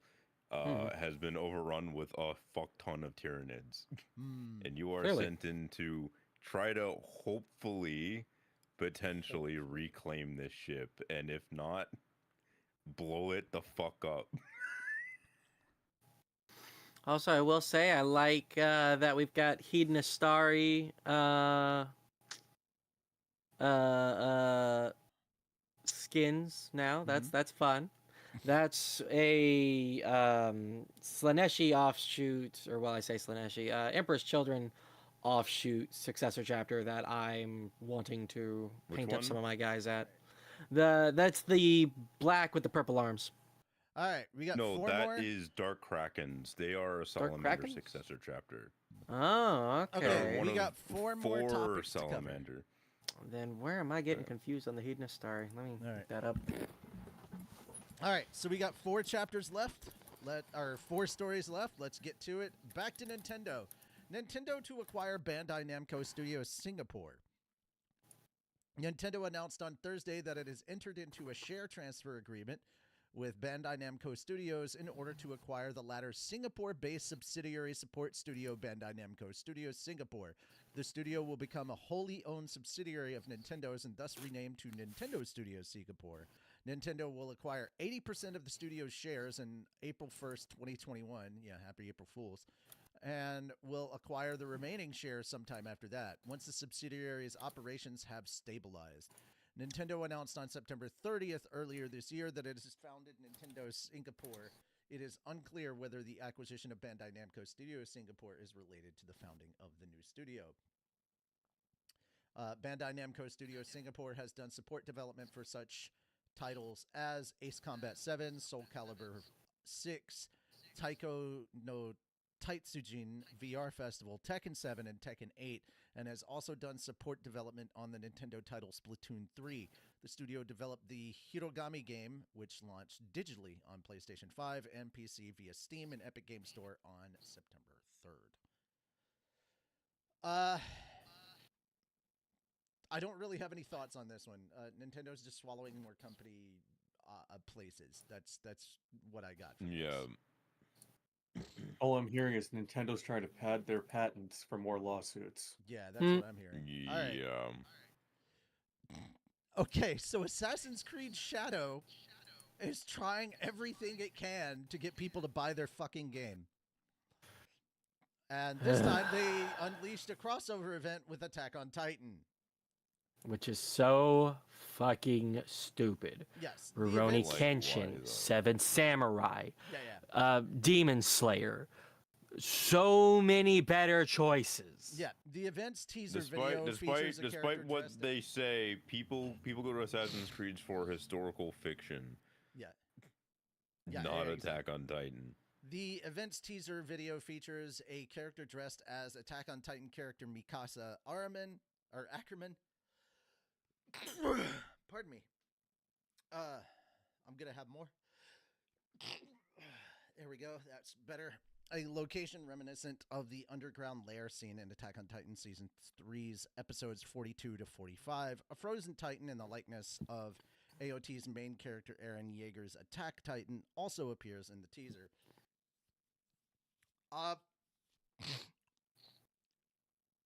Honestly, rather than reading the rest of this, guys, Assassin's Creed Shadows put out a game that put out a crossover that says, please, please, please buy our game. Yeah. Yes. To which I will quietly doing a whisper, crossover with one of the most feral fucking anime fandoms I've ever seen. And to which I will look down and whisper, no. So, there we go. I haven't cared about Assassin's Creed since Black Flag. Yep. That's the good last old time. Pirates Creed. That's the last time I gave a shit about Assassin's Creed. Assassin's Creed honestly killed. If it wasn't for Black Flag, I'd have been done after 3 because I hated how they ended the Desmond story. I was invested in the Desmond story, and it just Didn't the voice actor who played sucked. Desmond didn't know that they killed off his character? Yeah, that's so bad. That's so fucking bad, dude. What happened to Skull and Bones? Speaking of Pirates Creed, how do you feel about the remaster that they announced? Yeah, I don't care. I don't care. Guys, it's nice that you're remastering that, but it's too little, too late. You've already done way too much damage to your brand. I no longer care. Speaking of damaging brands, Krafton has some updates here. So it turns out the Krafton CEO in court had to actually admit that he searched on ChatGPT for faster answers amid legal battle with former Subnautica 2 leads after the publisher dubbed accusations of chatbot used a last-ditch effort. Amid the recently concluded litigation between Subnautica 2 publisher Krafton and the game's original developers following leadership changes and a subsequent 2026 delay, Subnautica 2's former leads claimed they're owed a whopping $250 million. Accusations involving AI chatbot ChatGPT have surfaced. Quick recap. Unknown Worlds, the studio behind the development of Subnautica 2, founders Charlie Cleveland and Max McGuire, along with former CEO Ted Gill, claimed that they are owed money for hitting revenue milestones after Krafton's $500 million acquisition in 2021. More recently, the 3 devs accused Krafton lead Kim Chung-hun of using ChatGPT to help him brainstorm ways to avoid paying the earnout. Krafton then asserted in an opposition document that despite attempts to do so, it has not located the search histories. The ex-Unknown World heads want to see, insisting that the efforts to acquire them are a last-ditch effort to find anything, to support their claims. The situation is even more complicated now, however, as new court transcripts, including one seen by PC Gamer and obtained by Games Radar Plus, show Krafton leadership admitting to using ChatGPT for faster answers. Kim explains via translator that he first started discussing this matter with various teams within the company to find or to figure out what we could do when asked how he reached to learning Cleveland and McGuire weren't directly involved in Subnautica 2's development. So I talked to the legal team, the finance team, and the corporate team, and the corporate team, and the PR. All these various teams, Kim continues. Then comes ChatGPT. I also actually searched on ChatGPT to get faster answers to figure out what kind of rights we have. Kim is asked why he would consult with the chatbot on such a matter, to which he responds, I think just like everyone else, I am using ChatGPT to get faster answers or responses, just like Google search. During cross-examination, lawyers representing the past Unknown Worlds executives point to a specific example of Kim's use of ChatGPT.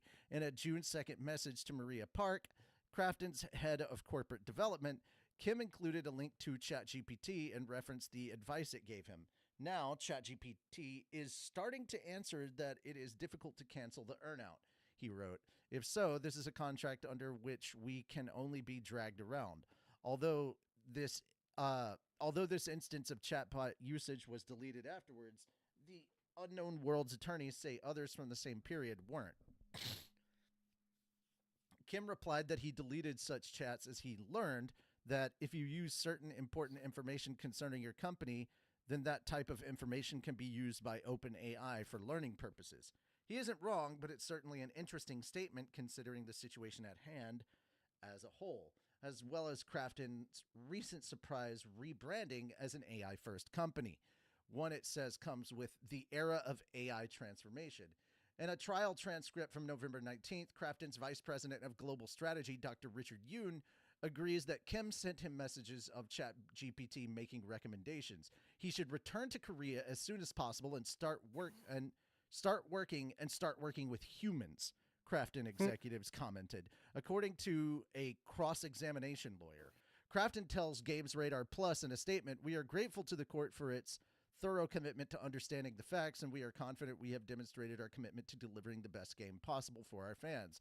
We made clear to the court that we were forced to make a change when the former leaders showed little interest in the development of Subnautica 2, which has always been our top priority. We look forward to receiving a decision," Krafton continues. "We have made incredible progress in the past few months, and we are excited to share with all the Subnautica fans. There's no telling how the legal battle between the publisher and Unknown Worlds will conclude, but it has spent some time heating up. Here's hoping Subnautica 2 fans still get to see the survival sequel they've waited so long for one day." All right. As a note right here, I can tell you right now that the only bit of good news I've seen in this entire article is coming from the vice president telling the president, shut the fuck up and get back to work with actual humans and stop this AI bullshit. Mm-hmm. Dude, I hope the vice president is running more of the day-to-day shit and the president is just a fucking mouthpiece, or the CEO or whatever is just a mouthpiece, because this guy's an idiot. Like, this is, if he's trying to push the whole thing to AI and get rid of a lot of the people working for him, dude, that's not going to fly in the gaming community. And also, it sounds like these two people that were in charge at Unknown Worlds did not, in fact, have much to do with the development of Subnautica 2. So I may have been wrong with my initial assumptions. So who knows? Who knows? What are your guys' thoughts on this particular matter? Large companies are scummy. Very. As always. Yeah.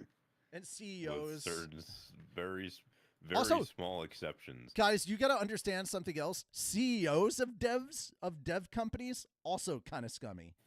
The actual devs themselves, those are the hardworking, overworked, just malnourished individuals that are just passionate about what they do. One of my favorite companies ever will always be Arizona Tea. Yeah. All right. I got one last thing, and this popped up on my radar today, and I had to show it because it looks so fucking good. How many people have heard of Tides of Annihilation? How many of you guys have heard of Tides of Annihilation? Yeah, I actually found it really recently, and it seems pretty cool. Okay, they dropped a gameplay trailer 10 10 days ago, and I wanted to go over this. It just came across my my feed, and I wanted to just kind of show you. For those that don't know, please sit back and enjoy this. I want to go ahead and point out real quick, this is not connected to any Souls games. This is not Dark Souls, Demon Souls. It's just Souls-like, honestly, is what it feels like. But this is honestly, when looking at the gameplay, it feels more like Kingdom Hearts to me. It feels very okay. It feels very Souls in its boss fight stuff. That's what I'm saying. Anyway, watch, make your own judgments. That's how I put it. Yeah. Also, I've not heard of this studio, so that's cool too.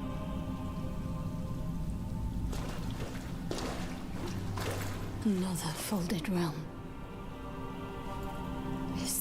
And this is apparently one of the voice actresses from Expedition 33. This a memory from Lamorak's. Another game I need to play that I don't know. Is Expedition 33 part of the Steam sale right now? The Black Friday sale on Steam? I don't know. Oh, well, shoot. I'll have to look that up later. Past. We thought all his knights were dead. Yet Lamorak sends one more. I almost admire him. Tyranno! But you're one of the White King's sorceresses. You destroyed the White Lands. That destruction is in fact salvation!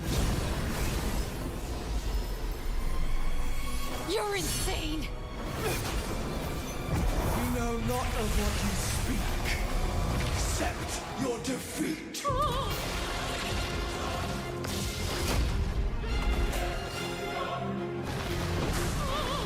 Beware!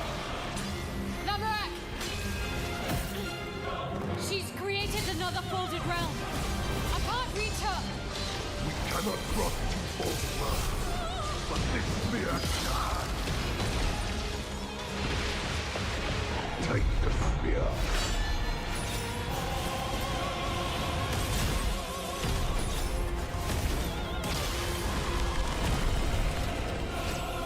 She's human again.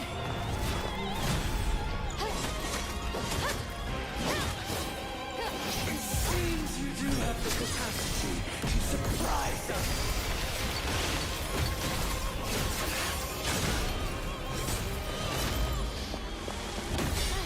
Not enough.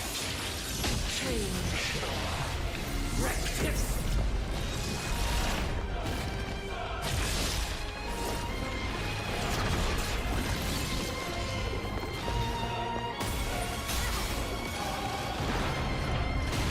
Even with your new ally, we end this here.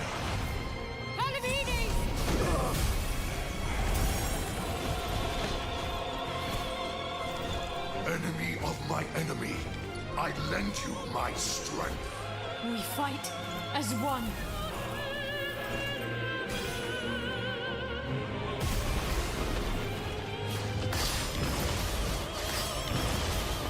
Tyranno 9.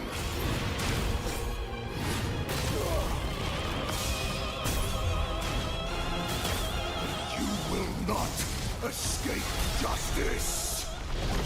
Justice. There is only the king's. Quick question. How many people do you think, because usually I think the devs put it on God mode so that they can just make it through this and show how cool it looks.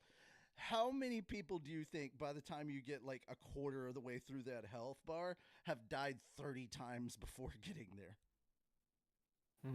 Most everyone. Yeah, that's kind of. I feel like this is just giving me the same frustration that I feel when I'm trying to take on certain bosses in Hollow Knight. I'm like, God damn it.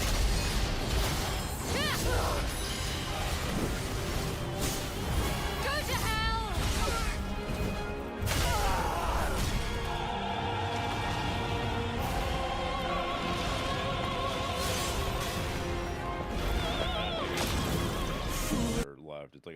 heard. Yeah. Oh no. Here's the crazy part, right? Keep your eyes on what's happening above and below this plane.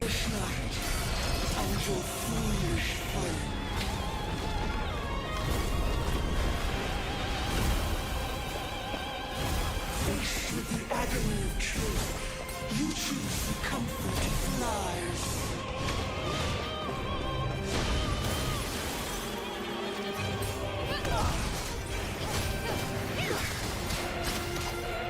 Loyalty without inquiry is in itself a betrayal.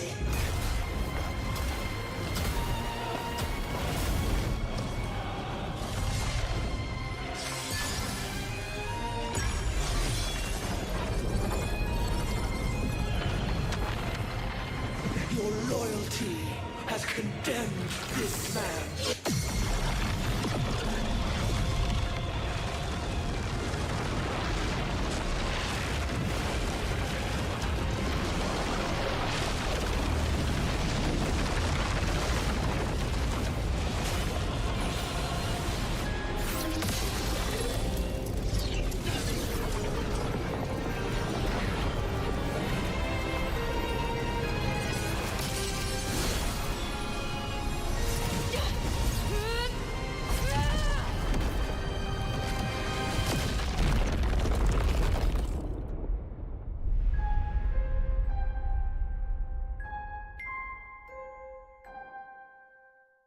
Seems pretty neat. Yeah, I like. Here's the thing. I don't know a lot about this game. I already want to watch other people play it. This is. I Yeah, already so know I this is don't not a own a game that I'm gonna PlayStation. play. This is not a game that. Well, it's also on Steam, and other places. Oh, but, okay. like, yeah. But like at the same time, I don't necessarily want to play this myself, but I'd love to watch other people play it. That's just kind of where I'm at. All right. Any last minute thoughts before we move on to anime? Okay, good talk. All right. It looks cool. It does look cool. Yeah, it's yeah. guys, I have not checked out this trailer specifically because I wanted to wait to watch it with you guys. Let's talk about the big news coming up. That's right. Saga of Tanya the Evil 2 TV anime reveals 2026 debut and teaser promo video. We were literally talking about the possibility of this coming out next year last week. Katakawa revealed on Friday a teaser visual and teaser promotional video for Saga of Tanya the Evil 2, the second season based on author Carlo Zen and illustrator Shinobu Shinotsuki's light novel series. The below video and visuals reveal that the second season will debut in 2026. Now, if they're just saying 2026, I'm going to assume that it's in the fall. But yeah. So let's I know there's not going to be probably much in the way of subtitles. Yep. Subtitles are in JP. So we're just going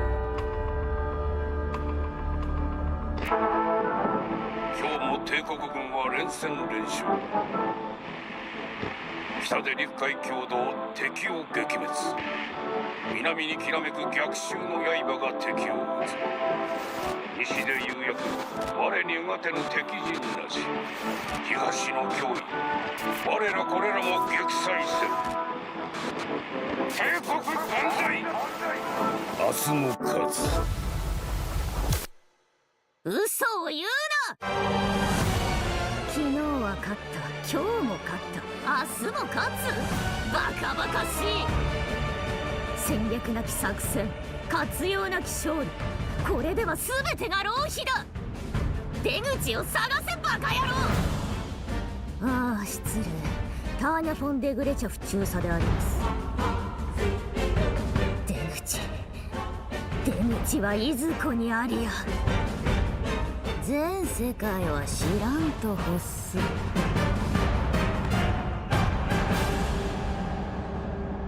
幼女戦記セカンドシーズン2026年放送開始。So I'm just going to go ahead and state for the record that this is one of the top isekai series out there, period.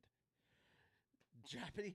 I'll need to watch season 1 before season 2 comes out. That's the thing. So many people have said they haven't watched season 1. Guys, I feel like it's been 9 years at this point. By the time season 2 drops, it will have been 9 years since season 1. Please watch it. If you have not seen it, please go watch it. It looks great. The Idol thing was in. Oh, I know where it was. Okay, Idol was actually in the anime block. Oh well, we already read that, so I don't have to worry about that. Cool. Yeah. So there we go. Doobity doop. I'm really excited. I'm looking forward to this. Also, Moon said he's covering Tanya the Evil this week. I'll be watching the first season. Yep. So there we go.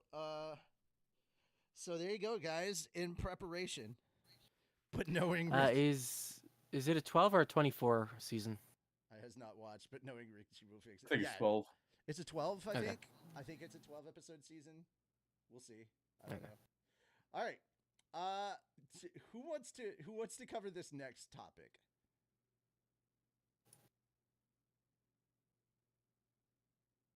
Cube, read this one. You have been voluntold. Yes.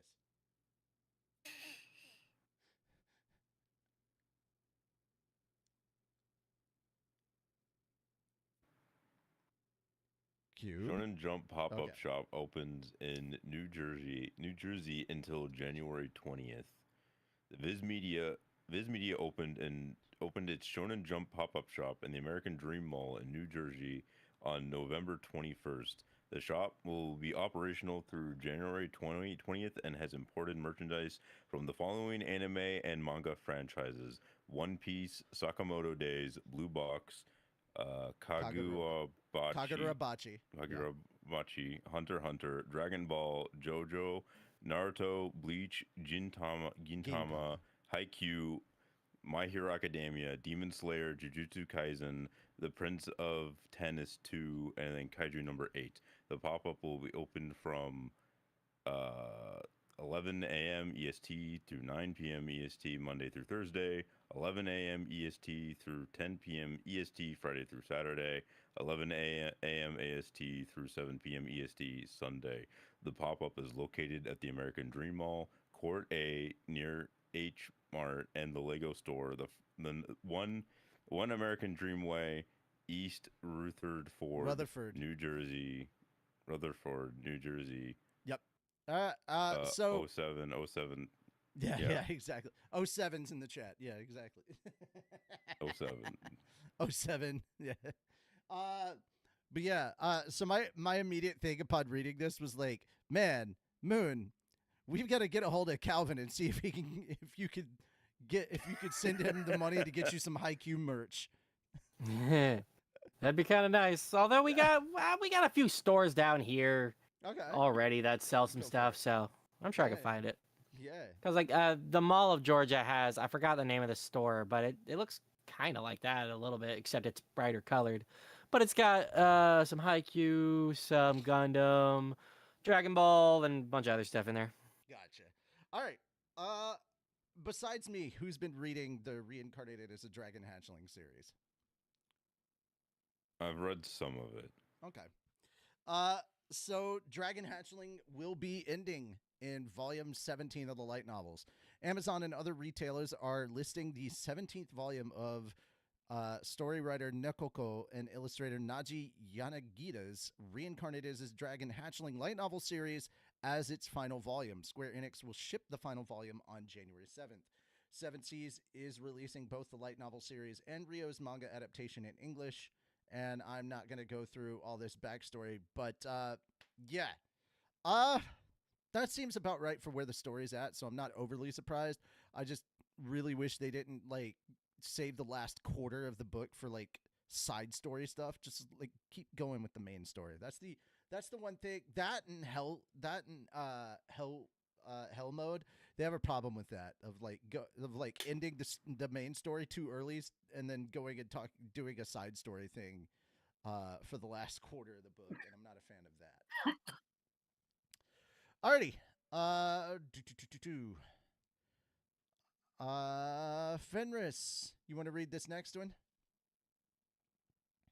Which one are we on? Japanese artists concert and music events canceled in China. Yes, because that's a country we're going to have to go to for business eventually, unfortunately. Japan or China? Yes. All right. The answer is yes. All right. Several Japanese music artists and Japanese music-themed events have canceled concerts and other events in China in the last 24 hours, amid rising political tension between Japan and China. The anime music magazine Lizani has canceled its Lizani Live Shanghai 2025 concert, which was slated for Saturday and Sunday. Artists slated to perform at the event included Kotoko, She Is Legend, Minori Chihara, Halka, Tripside, Miho Okosaki, Sajo no Hana, Konomi Suzuki, and Ami Meishima. Lisani explained the event was canceled due to force majeure, a term in contracts that refers to when circumstances beyond the parties' control force the parties into being unable to fulfill their contractual obligations. The company apologized and stated it will refund all tickets within 30 days. The Bandai Namco Festival 2025, which is being held in Shanghai on Friday through Sunday, canceled all stage performances. Momoiro Clover Z, Regalili, Maki Atsuki Ashtahiro, and other acts would have performed in the event. Maki Atsuki reported on her Twitter account that her performance was abruptly interrupted mid-song and canceled due to unavoidable circumstances on Friday. Several other artists canceled performances in China for this weekend. Yumi Hamasaki canceled a performance in Shanghai on Saturday. KAF canceled a solo live event in Shanghai planned for Saturday and Sunday, and Sid canceled a concert in Shanghai on Friday and in Beijing on Sunday. Most of these cancellations were made last minute. Additionally, Shuka Saito canceled a solo concert planned in Shanghai on December 6th, and Kokia also canceled a concert that was planned in Shanghai on January 30th, 2026. The growing tension between China and Japan stemmed from remarks made by Japanese Prime Minister Sanae Takaichi on November 7th, when she stated that Chinese attack on Taiwan could constitute a situation threatening Japan's survival and thus allow Japan to take possible military action. The wording referenced the 2015 legislation in the Shinzo Abe LDP administration that added the stipulation of a situation threatening Japan's survival to Japan's Act on the Peace and Independence of Japan and Maintenance of the Security of the Nation and the People in Armed Attack Situations legislation. Holy fuck, that is a mouthful. Yeah, it is. Chinese diplomatic officials have since condemned the comment, while the Chinese Foreign Ministry has since urged Chinese nationals to refrain from traveling to Japan. Chinese airlines began offering free flight refunds for flights going to and from Japan earlier this month. Travelers from China and Hong Kong represent the largest number of travelers from any region or country to Japan yearly, with 7.48 million travelers going to Japan from China from January to September this year. Chinese media outlets reported earlier this month that Chinese openings for the Aigakran Shin Chan Cho Karai, I don't even want to try to pronounce the rest of that. The Shin Chan live action, the Shin Chan movie and the live action Cells at Work films have been delayed from their respective December 6th and December 22nd openings, with no release dates announced yet. The live action Cells at Work film is actually really good. I enjoyed it way too much. Jesus Christ. I didn't even know that there were these major tensions between Japan and China going on. Like, I knew that things were already, like, tense as it was normally. Like, I knew that there were tense relations between them, but I did not hear about any of this stuff. So, holy crap. Yeah, it's something. The world's going to hell in a handbasket right quick. Yeah. All right. In other upcoming anime news, Hell's Paradise season 2 anime reveals January 11th debut, so we have the release date as well as a new visual. The official Twitter account for the anime of Yuji Kaku's Hell's Paradise manga announced on Friday that the anime's second season will debut on January 11th at 11:45 p.m. on TV Tokyo and its affiliates. Now, keep in mind, 11:45 p.m., that is JST. The series will stream in Japan 30 minutes after, or 30 minutes later on Amazon Prime Video, Netflix, and Lemino. The staff also revealed a new visual. The staff additionally revealed new character visuals for Yamada Asaimon Shugen, Yamada Asaimon Chika, Yamada Asaimon Kiyomaru, and Yamada Asaimon Isuzu, left to right in the image below. Crunchyroll will stream the new season as it airs, and then it's got a cast list and some background info. If you guys have not had a chance to watch Hell's Paradise, please do. You got to keep in mind that Gege Akutami, the creator of Jujutsu Kaisen, had 3 assistants. One of them made Chainsaw Man. The other one made this. Like, these are The both. last one made Spy Family. Yeah, exactly. It's like you got Jujutsu Kaisen, you've got Chainsaw Man, you've got Hell's Paradise, which are all like these dark, macabre kind of like occult related series where there's a lot of blood and violence and everything. And then you've got just the dude over in the corner just making Spy Family. That's Screw you guys. I'm gonna make something wholesome to balance out your negativity. I'm gonna make something wholesome, and you know what? It's gonna be amazing, and he's not wrong. I'm gonna make something wholesome with family and love. Keep your blackjack and hookers. Last but not least, let's talk about this. We did talk a little bit about this last week, and here is the follow-up. So I'm going to once again, I'm still screen sharing, right? You guys can see this? Yes. Okay, cool. All right, so let's go ahead and start up this last little bit.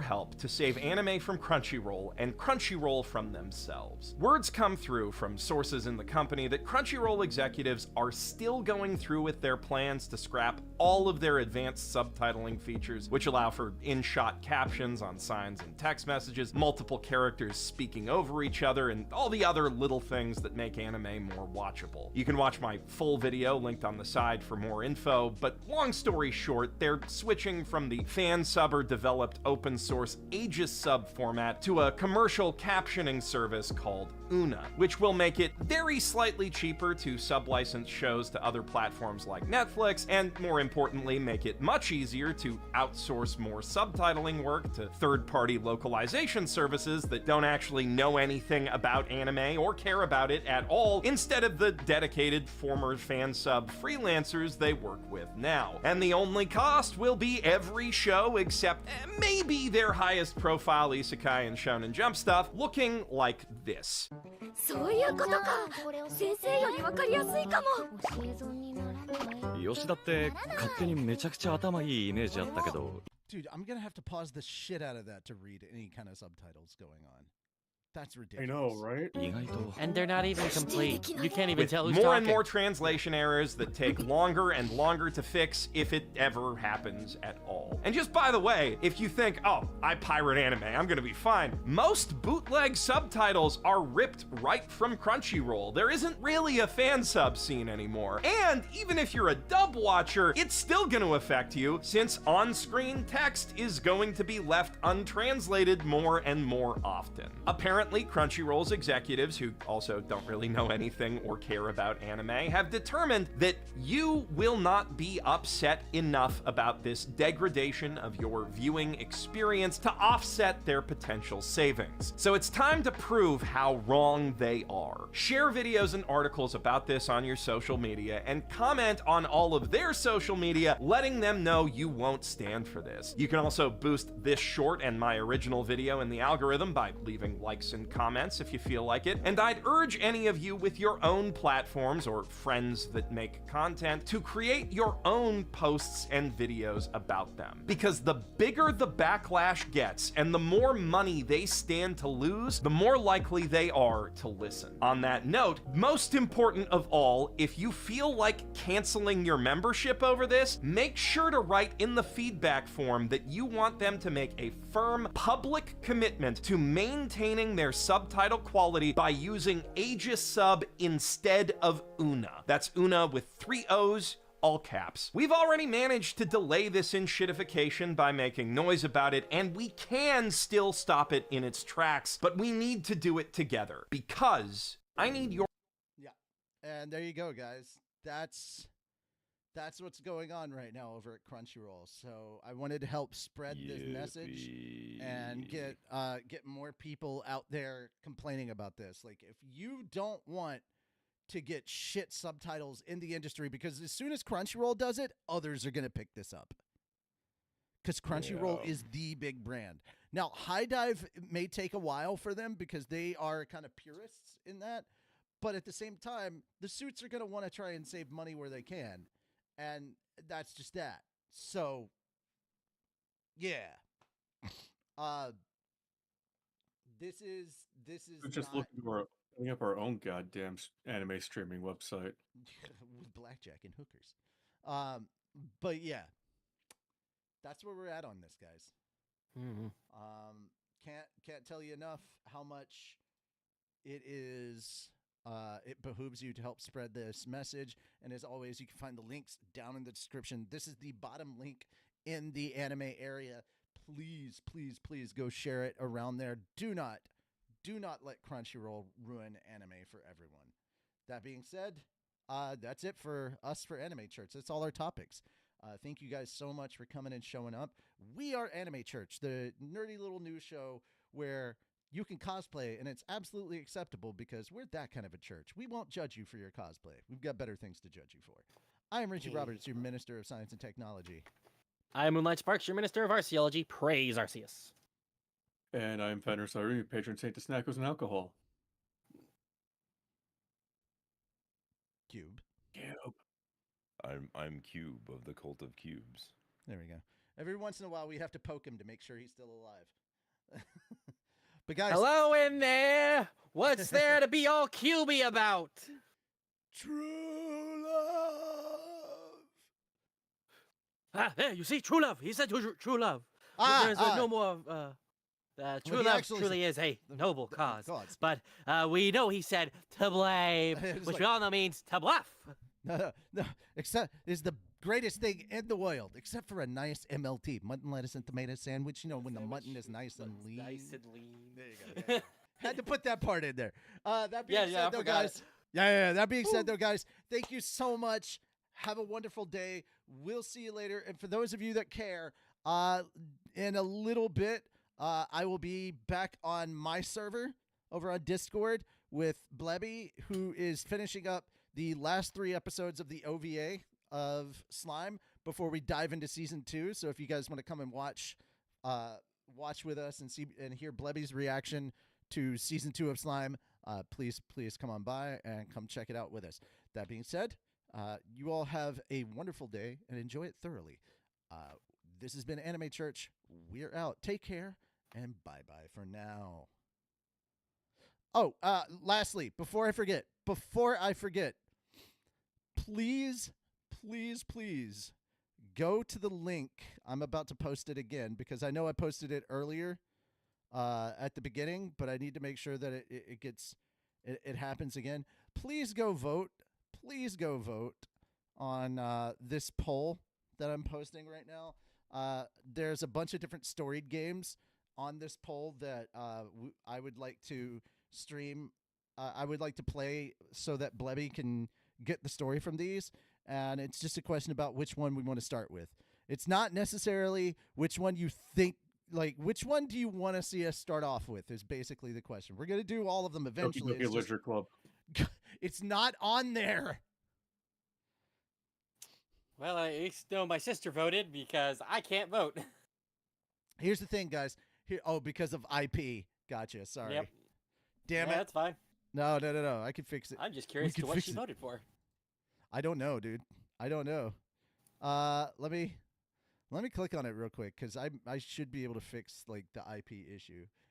All right. Edit. Let me edit this. I'm kind of amazed. The Last of Us isn't on there. Okay. You're amazed that The Last of Us isn't on there. Yeah, that's true. That's so true. 1 vote per browser session. Is that better than IP?